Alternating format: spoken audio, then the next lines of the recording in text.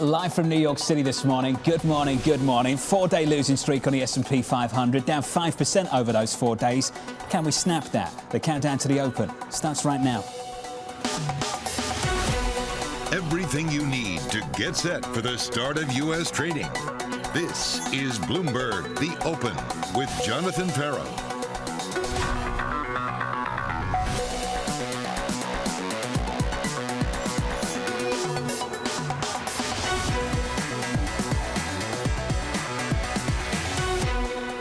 Live from New York, we begin with the big issue, another central bank surprise. Governor Kuroda shifting the BOJ's cap on yields. Government bonds drop and the yen surges as the Widowmaker finally delivers.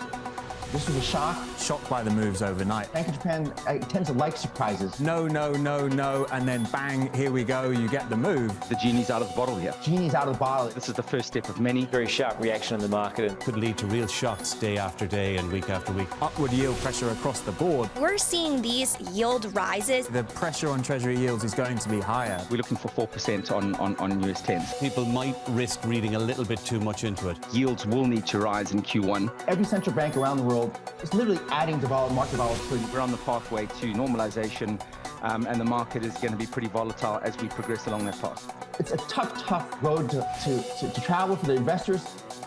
Tremendous reaction to that story overnight. As we count you down to the opening bell, I'm really pleased to say that joining us around the table is Mohammed Al-Arian of Queen's College, Cambridge, and of course, the Bloomberg Opinion. Mohammed, good morning. It's finally happened.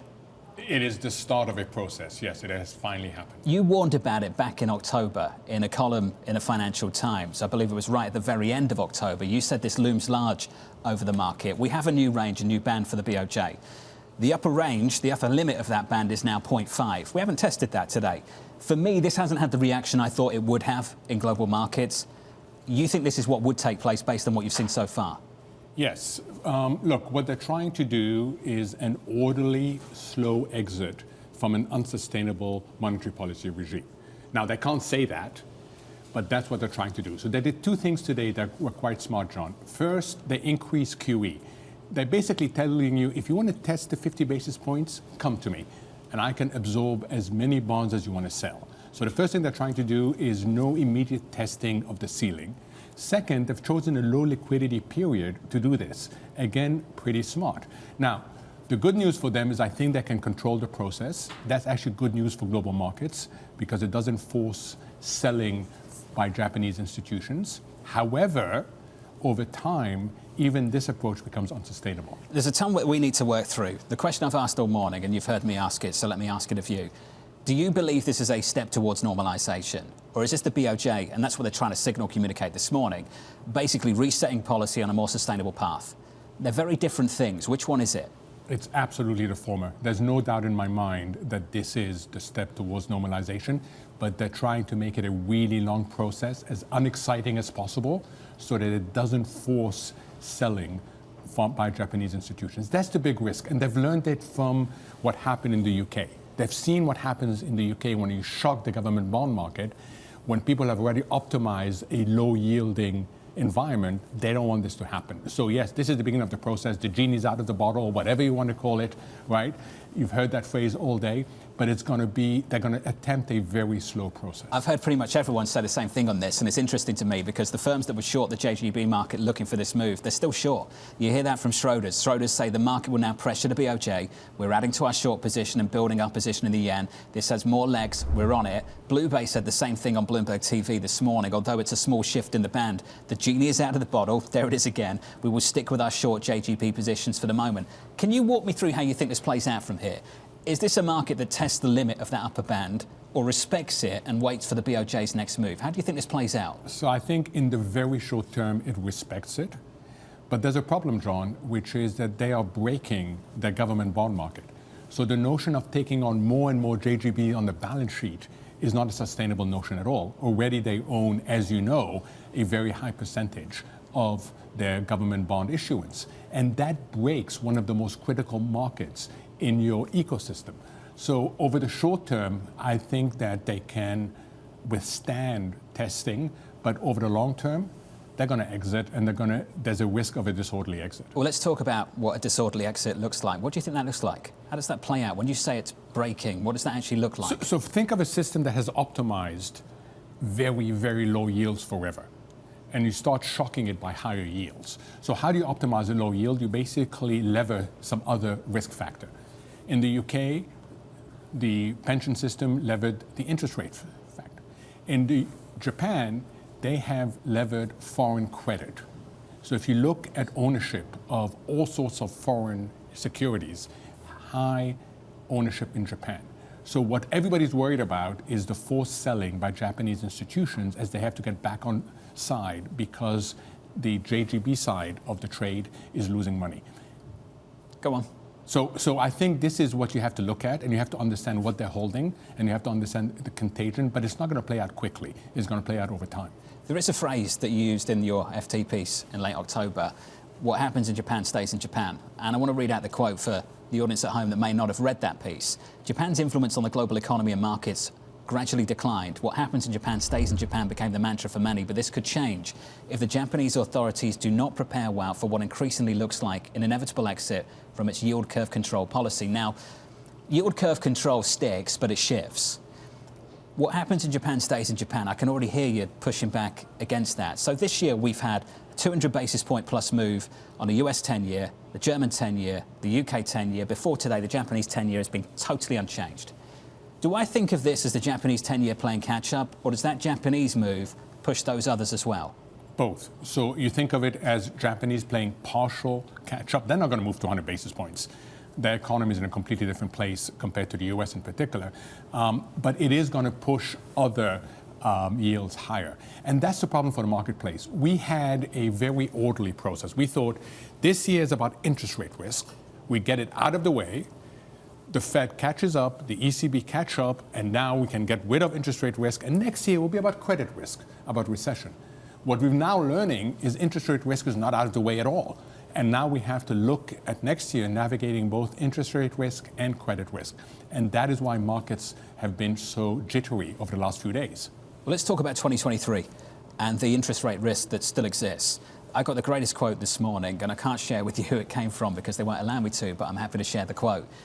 This individual said to me over the Bloomberg terminal, to me the BOJ move, whenever it came, and it happens to be today, marks the end of the free money trade. The BOJ went first in, it's the last out.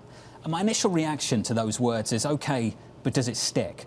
Is this something we exit from and live in a brand new world and stay there for a while, or are we just going all the way back to where we came from, pre-pandemic? What is it? We are not going back to where we came from. We're not going back to where we came from for many reasons.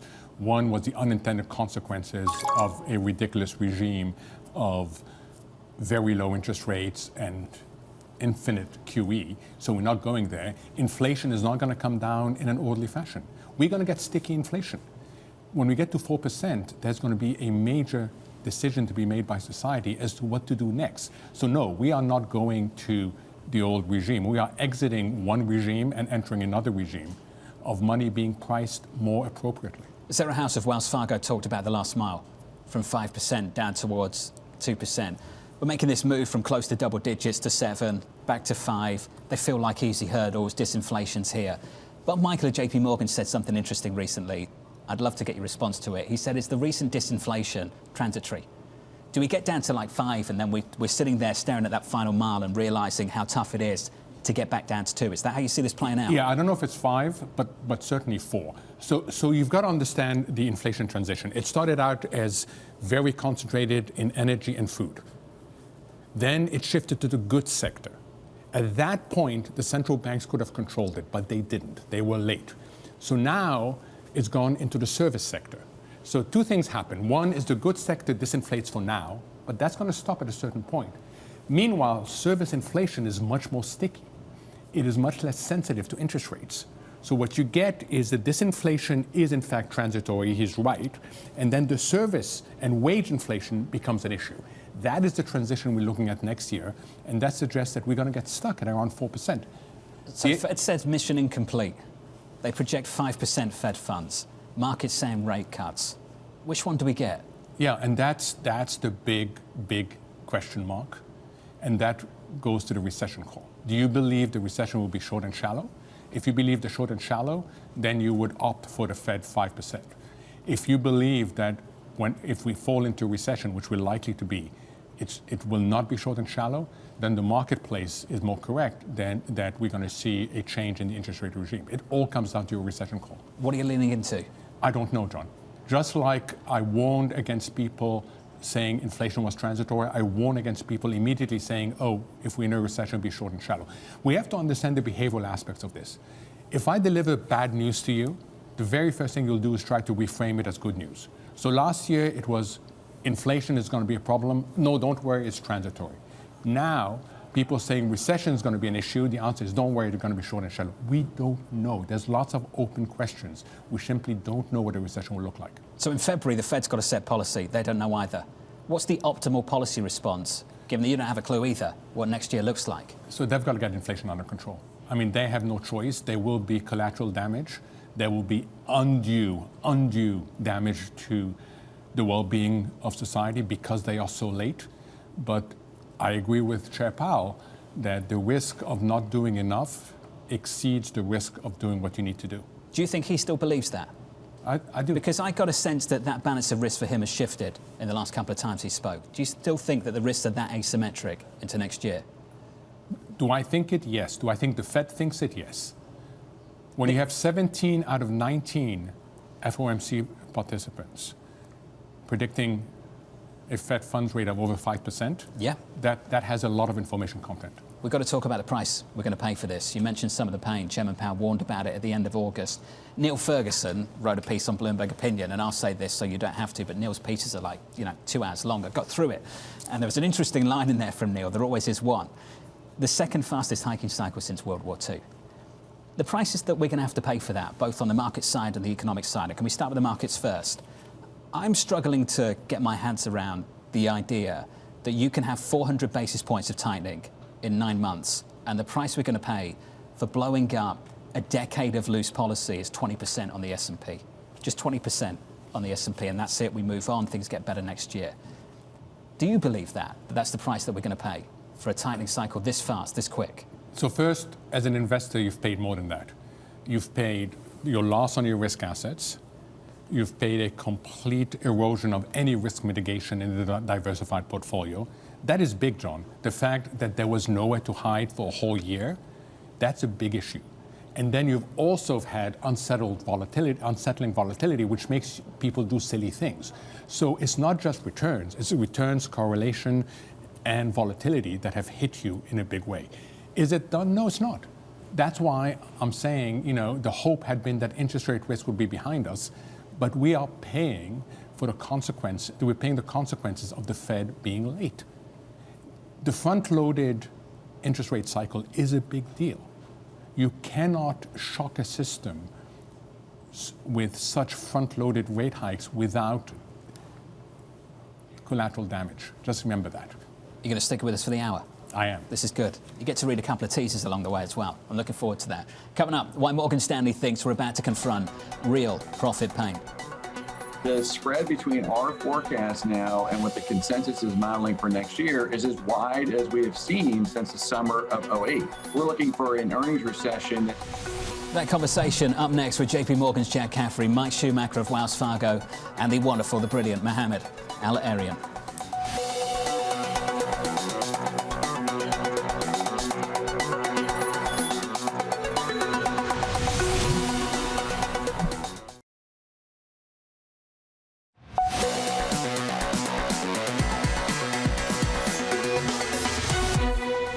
Spread between our forecast now and what the consensus is modeling for next year is as wide as we have seen since the summer of '08. We're looking for an earnings recession, and we're just putting this warning out for folks who assume the market is omnipotent and it knows this. The market typically doesn't know these types of earnings declines before they happen. We've been in this sort of 3,000 to 3,300 range, and we think that's still the path. And I would say that we now believe we can get to the lower end of that path Morgan Stanley seeing earnings pain ahead, warning of a potential decline back down to 3,000 on the S&P 500. Strategists taking their position for next year. The median year-end target for the S&P 500, 40.75, less than 300 points away from current levels. Joining us now to discuss is JP Morgan's Jack Caffrey, alongside Mike Schumacher of Wells Fargo, and Mohamed Al-Arian, and with us around a table here in New York. Jack, I want to go first to you. Can you envision a scenario that sees a low of 3,000 on the S&P early next year? I can. It tends to be a nightmare at 2 in the morning, and I wake up screaming. But, you know, ultimately this comes down to where I think part of the issue that you get there is we do need to find something new and shocking. I don't have enough fixed income experience to know if what Bank of Japan is doing to us this morning qualifies in that new and shocking. But it does involve, in all likelihood, some sort of substantial disruptive issue, and I would think comes out of what has historically been perceived as a safe asset. So I'll come back to government bonds behaving like they're not a safe asset. A, and then B, a potential push through of inflation that becomes perceived as uncontrolled. Well, Mike Wilson's got a massive earnings warning in there as well. So you've got an earnings warning, and couple it with this, Jack. This from Mike Schumacher. And Mike, I don't know if Jack's going to find this shocking, but I want your view on why you got here.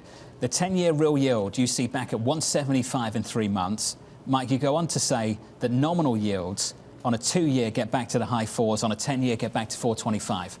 Mike Schumacher, how did we get there? Made some progress that way today, John. So the Bank of Japan's helped out, joining the party, perhaps a little bit late. And the other way you get there is that inflation comes down. I think we'd all accept that, but remains fairly sticky. You and Mohammed had a great discussion about equilibrium rates. Do they turn out to be 3.25, 350, or 275 in the U.S.? That last mile that Sarah House referred to is critical. And if it turns out to be 3+, the Fed's got a lot more work to do. That pushes up real yields across the curve and sends the 10-year skyward. So, Mike, add to that your growth outlook. What do you think growth looks like next year for the U.S.? Yeah, our econ team, Mohammed, is in the mild recession camp, and it's a consensus. It's a little too comfortable, I think, for a lot of people. So I have concerns about that. And I think that the thing we've all learned this year is humility is the order of the day. So I like to think of it in terms of a risk management type of scenario. Is there a chance the U.S. escapes pretty well and the rest of the world does? I suppose. Is there a decent chance also a tail risk that it's much more severe? Yes. And I think the tail risk is going to drive markets. Mohammed, you've talked about that humility, the need for it going into 2023. It's been the lesson of the last couple of years, hasn't it? Oh, absolutely. I think we've understood that there's many potential outcomes, which takes me to Jack. Jack, the last thing I want you to do is to wake up at 3 o'clock in the morning. But when you hear Mike, don't you worry that you will be waking up at 3 o'clock in the morning? Why is Mike wrong? I don't know that Mike is wrong. I would say, you know, in my career, 30 years of trying to earn this gray hair, most of my life, the first 20 years of that, long interest rates were similar to nominal GDP. And even in that scenario, Mike's interest rate forecast for the 10-year looks relatively low against certainly a shallow, briefer inflation. Certainly when I look at the equity market, you are seeing some interesting toggles between how traders are trying to position for their recession call. Look at the relative weakness of bank stocks versus the relative strength of home building stocks. You know, when you do see certainly very bombed out sectors, stocks that are trading at 3 times earnings and 75, 80% of book value, you start asking, you know, is this cheap enough? Does this reflect enough? You look at banks, they look cheap-ish, but there's a question of what do credit losses look like? And unfortunately, we're probably in a corporate quiet period for the next, call it 2 to 3 weeks, actually probably the next month, before we actually get some real commentary out of companies what their year looks like, not their quarter. And I think investors are probably going to sit, equity investors will have to sit on pins and needles till they can get some better calibration of what that earnings risk might look like. Jack, that's why the 13th is so important to so many people, because we have January 6th, which is payrolls, the 12th CPI, and then the banks kick things off on the 13th. Jack, do you get the feeling we get that kitchen sink moment that Mike Wilson is looking for? Or is that kitchen sink moment going to be delayed next year? equity investors generally prefer the kitchen sink, and then they can say, we're done. It's for us to look through. I do think that we're going to have ongoing, we think about valuation pressure. There's what's the E, and then what's the P you want to put on that E. And I think that's the question where equity investors have certainly preferred kitchen sinking results. There's a long history of it. The challenge, though, is we're much better as a group of human investors when you get one kitchen sink, not 5 or 6 companies kitchen sink all on the same day. And I think that's where the front-loaded nature of A, earnings, and B, bank earnings being relatively earning will make the earnings season very interesting. And that gets you that setup that I think many strategists are calling for, which is, a 300 to 400 point gain from here. But there's a general view that there's a lot of pain in that first quarter, if not first half of the year. And I think Mike Wilson puts himself in that category as well. Mike, can Jack sleep better? Because it's not just about absolutes, but it's also about relative. And when you look at the US, we are the cleanest dirty shirt around the world. We don't have the stagflationary pressures that Europe is going to face. We don't have the complicated exit from zero COVID that China has, the exit from yield curve control that Japan has. So if you look in relative terms, the US looks more attractive, and that avoids Jack having to wake up at 3 o'clock in the morning. What do you say to that? It's a fair point, Mohammed, but it's interesting. When you think about the market reaction after the ECB, Christine Lagarde was awfully hawkish. It sent shockwaves through global markets for sure, certainly into the US. And that tells me the US is not insulated. So yes, it may be the cleanest dirty shirt. It's probably a good metaphor, but it doesn't necessarily mean it's a shirt you want to put on right now. I think it probably has to go through the rinse cycle a couple more times. Maybe you wait till March, April, something like that, and then get more comfortable. So it's too soon for that, in my opinion. Hey, Mike, amazing calls. Mike Schumacher there and Jack Caffrey. Mohammed's going to stick with us. Mohammed, President Lagarde, where did that come from? Last week. That was the Uber hawk last week, wasn't it? It was. And Mike is absolutely right. It really had an impact on US markets. Oh, big time. Coming up, the morning calls and later. Earnings estimates still remain too high. That's the warning from Sarah Hunt of Alpine Saxon Woods. That conversation coming up shortly.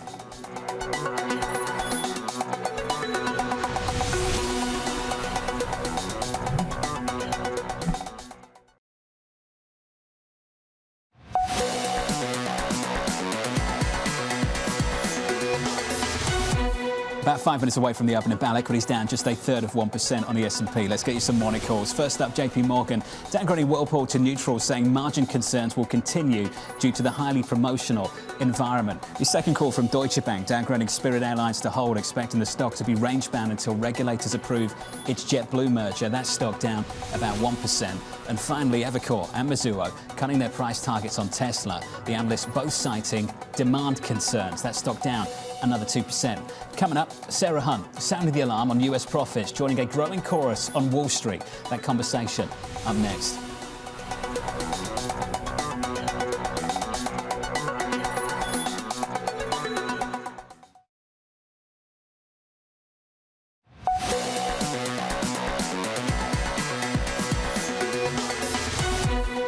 If I told you the debate between Kelly Lyons, Mohammed and myself in a commercial break, you wouldn't believe me. Your equity market right now down 0.2% on the S&P. On the Nasdaq, down 0.5%. Coming into today, down for 4 straight sessions on the S&P 500. Over that time period, down about 5%. The opening bell read, switch on the board and get to the bond market. 10-year yield shaping up as follows. On a 10-year at the moment, up by 10 basis points. On a 10-year Treasury to 368.81. In the FX market, euro dollar 106.15. Crude up 0.5% to 75.55. I have to say, so far no drama, even with that move in the bond market. Mohammed, tons of reaction to the conversation we had around the BOJ a little bit earlier. I'll quote an individual off the Bloomberg who's written in. They say you're right. The issue is more about the second order effects of markets that were leveraged to a low and stable yield environment and low yielding trades. How long is that going to take to play out? Clearly we've blown things up this year. Is that a story we have to reckon with in 23? I think we have to reckon with it, but not to the extent that we did this year. I mean, we're going to see a lot of this in the private market segment. That hasn't repriced yet compared to what has happened in public markets. So this is a continuing issue, not as intense as this year, but it's not all done yet. One to watch in 23, one stock to watch around the opening bell is Nike. Earnings coming after the closing bell with a host of results coming throughout the week. Nike not the only one. Abby has more. Morning, Abby. Hey, John. Well, yes, this is a key report after the bell today, and it's an important earnings report for a couple of reasons. First, it will provide an important tell or look on the U.S. consumer, and it's also going to provide a key critical look at China. So starting out with the China piece, that's about 25% of their sales. In the last couple of quarters, if you recall, have been challenging. Growth has slowed to about 13%, down from the high teens. This on, of course, the COVID zero policy really hitting consumer spending there. So folks wondering, will it improve? Is there going to be a more positive read? Now, relative to the U.S., it's a similar situation outside of the COVID policy. It has more to do with whether or not the U.S. consumer has spending really slowed amid inflation. What does this mean for inventories? Because it's really pretty amazing. Their inventories at basically record levels, really ballooning like so many other companies. It's not all negative, though, John. At least some analysts, Jefferies including, saying that they are cautiously optimistic, that they think the estimates are achievable. Easing lockdowns in particular, China could actually be a bright spot. Their move to digital, the women's category, and then again, China, because it has been down in a trough, maybe that is going to be what could bolster their outlook to some degree, John. Abby, thank you. Nike one to watch. FedEx another one, reporting after the close. Who remembers this from 3 months ago? The company's CEO laying out the challenging conditions back in September, writing, quote, global volumes declined as macroeconomic trends significantly worsened later in the quarter, both internationally and in the US. Deutsche Bank called the results last quarter the worst miss they've seen in their 20 years of analyzing companies. And Katie Lines, we're wondering whether we get a repeat. Yeah, if we get spooked once more, because we definitely saw a big spooking of investors 3 months ago when FedEx warned about those worsening business conditions in multiple markets. And since then, in the months that have followed, other shipping companies have come out and warned about macroeconomic headwinds and waning consumer interest in e-commerce. So this is going to be a really key tell on a key shipping season. FedEx ahead of these results, down about 1% at the opening bell. And of course, it's already down 35% this year, underperforming the broader market. The focus really this quarter is going to be on profitability and margins, which have narrowed due to the cost pressures that FedEx is facing on everything from fuel to labor. And that is why progress on cost cuts is going to be something we're looking for. About $700 million in savings are expected in this quarter. The company began furloughing employees, parking planes, part of a multi-billion-dollar long-term cost-cutting plan. All of that kind of on the expense and supply side, but we have to deal with the demand side as well. And that is where we look at anticipated shipping volumes. They are expected to drop across the board. Ground seen down about 4%, freight just a little bit more, and express, which is critical, it's the largest revenue contributor, made up about half of sales last quarter, is expected to see the biggest decline, down nearly 11%, is what analysts anticipate, John. So, Kaylee, inquiring minds want to know, so let's share it. So, TK's never seen Trading Places, never watched Rocky. What else was there? Never had watched Top Gun or Titanic for that matter either. Criminal. And Kaylee and Mohammed are having a conversation in the break as to whether Leo could have fitted on that piece of wood. What was it, a door that he shared with Kate Winslet in Titanic? I think the correct argument is not if he could have fit, there was room. It's if it would have floated had he joined her on the float. And that is what I think he I totally agree with himself Kaylee. for. Kaylee lines. Totally agree. OK, we'll leave that there. Kaylee, thank you. I mean, I disagree, obviously, but whatever.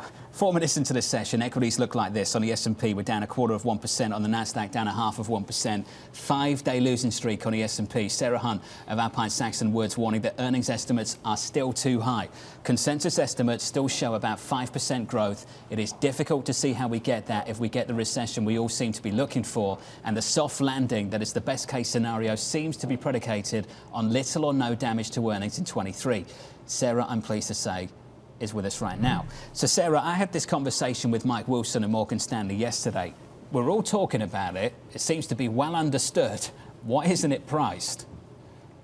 That's an outstanding question, because consensus estimates are made up of everybody's estimates that, gets pulled together by Bloomberg and by other of the financial press. Why aren't people taking their numbers down? This is not, you see some of the strategists taking their numbers down, but overall individual company numbers are not coming down, which is what feeds up into that S&P estimate. And until we start to really see that, I think it's difficult to feel comfortable with a multiple when you don't know what the earnings is. Forget about not pricing the risk-free rate. We also don't know what earnings are going to be. And I think that 5% growth in next year just seems like a big stretch to me. So walk me through the arc of earnings next year. They get announced in mid-January. Are you expecting that kitchen sink moment? Jack Caffrey and JP Morgan was talking to us about it moments ago. Is that what you're looking for in early 23? What's really interesting about the way that 2023 is shaping up is that we've got this narrative now that the first half is going to be very weak and the second half is going to be better. But the first half starts in like 9 days. And unless we get a lot of more weakness in the next month or two, it may be that you don't really see that until you get into the spring. So maybe not until we get first quarter earnings. I expect to see some expectations of full year earnings as we get through fourth quarter, because nobody wanted to give projections at the end of third quarter, but it's going to be hard to pin people down. And I think that the difference is going to be when you start to get into that first quarter, are people still are consumers still buying? Are things still going fairly well? Or does that earning problem come later in the year as opposed to right directly in the first half of it? I don't know the answer to that, but I do know that I'm hard pressed to believe that earnings are going to be as unimpacted as it looks like consensus has right now. So, Sarah, do you think companies are going to be warning us in a big way in this earnings season? And if they do, is that the tipping point? I think it's really going to depend on how the first few people come out of the gate, right? We start with the financials, and that's going to have a different, there's been a lot of volatility, so there's been a lot of trading. There's going to be a little bit of a difference there. I think at some point that they will try to kitchen sink it. I'm just not sure it's going to be at the very beginning of the year. And if it is, then that gives us that first half, hopefully, catharsis. But if it isn't, then we still have to wait for that earnings shoe to drop. And I think that that's going to be part of what's going to be difficult about 2023. Sarah, is it still too early to talk about leadership of a recovery trade and what leads it through next year? I don't know that it's too early, but I think it's difficult to figure out exactly what it is, right? You've seen a big move in the industrials on the hope that, the global economy doesn't have a big recession. I think it's hard to see exactly where that's going to come from. I used to think that it was going to be the profitable technology companies, but they have really suffered a lot more than I expected them to through all of this. And I think that we really need to see what part of the economies do okay. I think that because the labor market is so strong, the consumer stays a little stronger than expected. And this is part of the tension the Fed is feeling now of how do I impact the labor market without crushing consumers? And I don't know what the answer to that is, but we're going to need to find some sort of leadership, and I don't think we have it yet. So, Sarah, let me ask you a question. This year was all about the change in the liquidity regime, and that played out in multiples.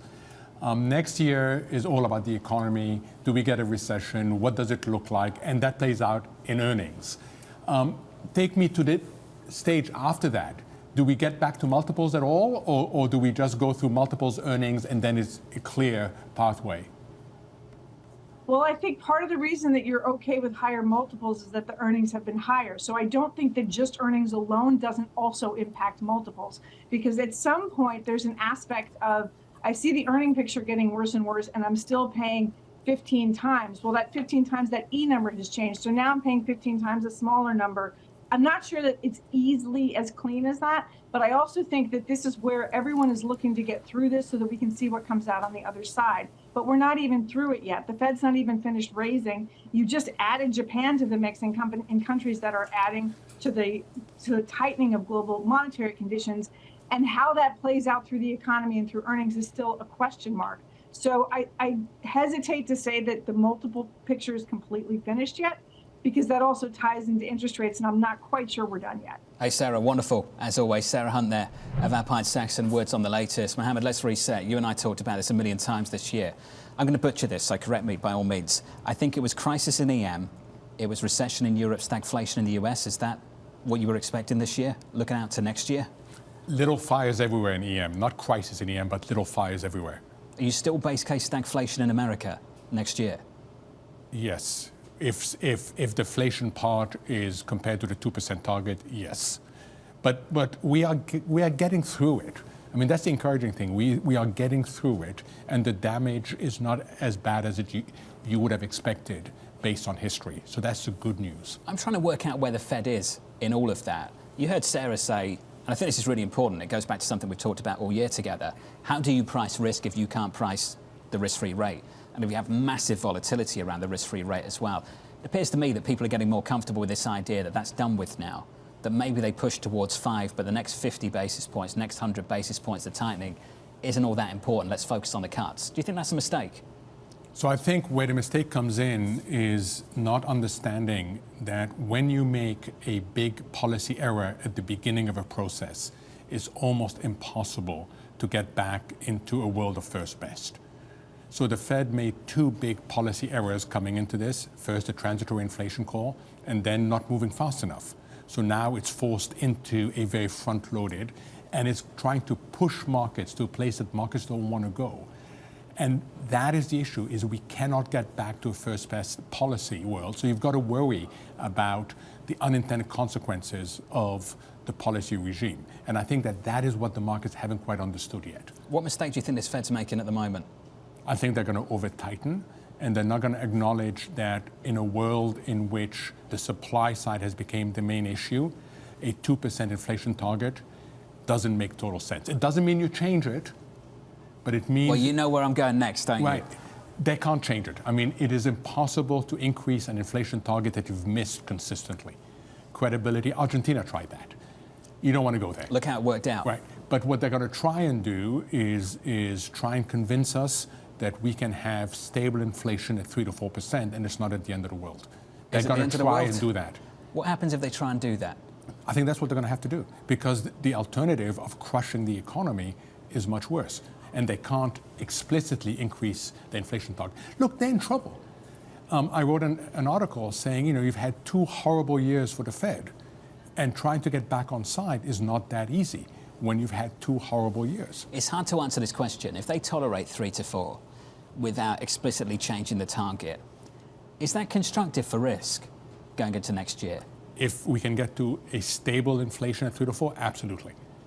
Okay, but you've got to get there. But that's a real different market paradigm, regime shift, from what we were used to pre-pandemic, isn't it? What's the character of that versus what we've experienced the last 10 years? It's the reality that the last 10 years was about the demand side, and now it's about the supply side. So I can sit with you and give you a whole list of the functioning of the labor market, the change in globalization, the rewiring of supply chains. It's all about the supply side. And when it's all about the supply side, you've got to tolerate slightly higher inflation. Otherwise, you cause undue damage to economic well-being. Are you thinking about a new floor in rates then? Because we could go back to 0 repeatedly over the last 10 years. What is it now? We're not going back to 0. You said that, but what do you think the new floor is? I don't know what it is, because I don't know what the recession is going to look like. If we fall into recession, I don't know what it's going to look like. I think this is a very important moment in time where we are not looking at a well-behaved Bell distribution, a normal distribution. We're looking at multiple possible outcomes, and that's what you've got to navigate through. And it's a different mindset. You've got to be much more open, much more humble, because there's so many potential outcomes. This was great. Do you want this tease? You just got to read it, then pause for the sound, then the sound's going to play, and then you just say that conversation up next. It will be perfect. You've got this. Go on. Coming up, the drama surrounding Elon Musk continuing. The biggest overhang on Tesla is Twitter. I mean, it's a $44 billion epic mistake by Musk. This is a Category 5 storm that's Musk-inflicted. Elon Musk is now the hot potato in Washington. That conversation still ahead.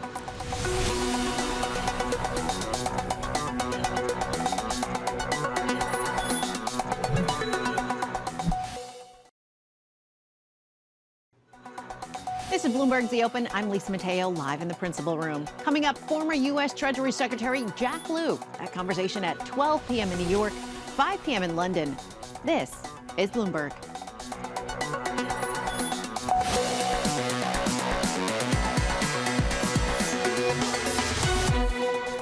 The biggest overhang on Tesla is Twitter. I mean, it's a $44 billion epic mistake by Musk. Tension focused on Twitter as this twilight zone continues to, go on. And that's really been, I think, 70-80% of the sell-off in Tesla is Twitter driven. It's hurt the brand of Musk, which has hurt the brand of Tesla, because Musk is Tesla, Tesla is Musk. This is a Category 5 storm that's Musk inflicted. The Twitter drama continuing to unfold on Wall Street and on Capitol Hill, both sides of the aisle taking their shots. The RNC resurfacing a complaint, writing in a statement, Twitter has a scandalous history of censoring our voices to benefit Democrats. We demand a re-examination of our complaint. This after Democratic Senator Elizabeth Warren voiced her concern in a letter to the Tesla board. Let's get some team coverage for you. AMH down in DC, Ed Ludlow over in London. Ed, walk us through the latest, please. Yeah, I mean, CNBC are reporting, citing unnamed sources, that Elon Musk is actively searching for a new CEO of Twitter. I would say not hugely surprising, logical, and in line with what Musk has previously said. You know, prior to the transaction's close, he did say that he would only lead or be the CEO of Twitter up until the point that he felt it was on its own 2 feet and that he found the right person. Again, John, I reiterate what I said to you 24 hours ago, that I've written to Elon Musk and asked him to confirm if he is going to go through with honouring the results of the poll. We just don't know. Interestingly, reaction in Tesla shares. They did initially pare some of their declines following that report, then accelerated again. They're bouncing down once more. Mizuho is the latest to cut its price target on Tesla. But there was just a single line in that report stating that Twitter deleveraging overhang, with Elon selling Tesla shares, 22 million shares in the month of December alone, 20 million back in November. It's still downward pressure on the stock, and everyone is very much in wait and see mode. But that stock, John, Tesla, now lowest level since November 2020. AMH, everybody has something to say about this. In Washington, D.C. specifically, Senator Warren wrote a letter to the board recently basically asking whether Elon Musk and his involvement in Twitter was hurting Tesla shareholders. Elon Musk said this: the United States has definitely been harmed by having her as a senator. Lol. Can you walk us through, AMH, how this is playing out in Washington? Yeah, well, Elon Musk is always finding himself in hot water in Washington, really almost with both sides. They all want a piece of him, and because they really want a piece of what's going on at Twitter. So the latest from Senator Warren was about the potential risks his now dual jobs can pose to Tesla. She also pointed to the fact that there could be also conflict of interest. You have a Tesla competitor like Audi that has advertisements on Twitter. But John, again, this is a long list of complaints from Capitol Hill on Twitter. You had Chuck Grassley recently, a top Republican. He wrote a letter to the former Twitter CEO, now saying it to Musk. Please, we want to know what's going on in terms of security controls at Twitter. You have the RNC re-upping their letter to the FEC in 2010 about the fact that they think Twitter was squashing some conservative media. You also have from the senators like Warner, and you have also from Senator Murphy, who talked about the fact that for Musk to make this play on Twitter, he was able to have funds from Saudi Arabia and Qatar's foreign sovereign wealth fund. There is a number of issues on Capitol Hill, John, and just today the latest is about his dual roles, being a Tesla and a Twitter. So, Anne-Marie, other than a very long list of complaints, is there anything that Congress can do to change behaviors at Twitter or at Tesla? Or is this just a situation where they complain and that's it? Well, I think there's two things that we could potentially see, and this is something that we heard from Treasury Secretary, and actually she really backpedaled on this. In CBS, she said she didn't think there'd be a national security review needed for CFIUS to take this review. And then recently, when Yellen sat down at the Deal Book Conference, she said that she misspoke, and there potentially could be some national security concerns. So that's something. CFIUS can look into the national security concerns potentially of Twitter, the money coming in, and potentially if there's like country like Saudi Arabia or Qatar putting pressure on or using their relationships with Elon Musk, who actually was just in Doha. And then, of course, Congress can call him down for questioning. There recently was another letter sent to Musk about the rise in hate speech and the vitriol since he's taken over the top job. Now, Musk has said all of that hate speech has actually calmed down since he's taken over, but these two Democratic representatives would argue that it actually has not, and it's actually spiked. AMH down in DC, wonderful as always. To you, Ed, as well, over in London. Thank you. Let's get you some sector price action. This equity market breaking down just a little bit in the last 20 minutes. Here's Abby. Hey, John. Well, yeah, we are looking at a fifth down day for the S&P 500, the worst 5 days since late September. So there is some serious selling. Not surprisingly, today, more sectors are lower than not, led by real estate, consumer discretionary, and tech. All of those sectors being hurt by rising rates. That's the story on the year. year. There is only one sector this year, as you know, John, that's higher. That is energy, up more than 50%. Take a look at the mega cap tech sectors, all down about 30% or more. Lots of pain there. What a move year today. Abby, thank you. Up next, the trading diary and a final word from Mohammed.